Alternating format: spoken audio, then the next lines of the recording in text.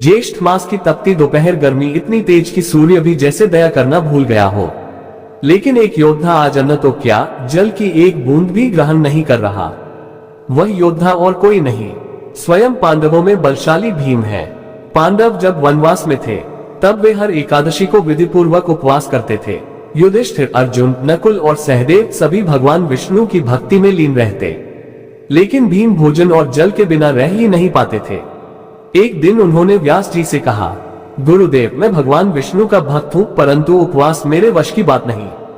क्या ऐसा कोई उपाय है जिससे मैं भी सभी एकादशियों का पुण्य प्राप्त कर सकूं? व्यास जी बोले, हे वायुपुत्र भीम, यदि तुम वर्ष में केवल एक बार ज्येष्ठ शुक्ल पक्ष की एकादशी को निर्जल उपवास करो तो तुम सभी 24 एकादशियों का फल एक साथ प्राप्त कर लोगे। यह व्रत कठिन है, इसमें जल भी नहीं पीना होता, परंतु इसका पुण्य अपार है। भीम ने प्रण लिया। अगले दिन सूर्योदय से पहले उठे, स्नान किया, भगवान विष्णु की पूजा की और दिन भर बिना अन्न, बिना जल, बिना विश्राम के वे उपवास में लीन रहे। रात्रि में जागरण किया और ध्यान पूर्वक विष्णु नाम का स्मरण करते रहे। शरीर थका, गला सूखा, परंतु मन अडिग था। द्वादशी के दिन सूर्योदय के पश्चात स्नान करके ब्राह्मणों को दान दिया, अन्न वस्त्र वितरित किए और व्रत समाप्त किया। उस दिन आकाश से पुष्प वर्षा हुई।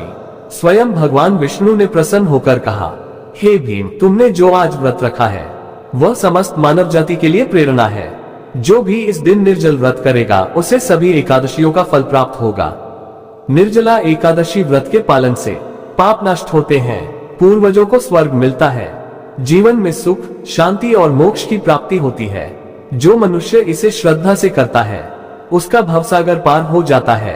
एक दिन पूर्व रात्रि को सात्विक भोजन करें, एकादशी को प्रातः स्नान कर भगवान विष्णु का पूजन करें, दिन भर निर्जल उपवास करें, रात्रि में जागरण करें, द्वादशी को ब्राह्मणों को दान देकर व्रत का पारण करें।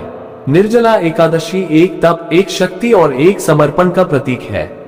भीम जैसे योद्धा जब व्रत का पालन कर सकते हैं तो हम भी श्रद्धा से यह व्रत कर भगवान विष्णु की कृपा पा सकते हैं।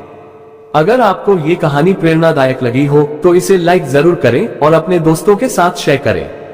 और ऐसी ही और भी सुंदर कहानियों के लिए चैनल को सब्सक्राइब करना न भूलें। जय श्री हरि, जय श्री विष्णु।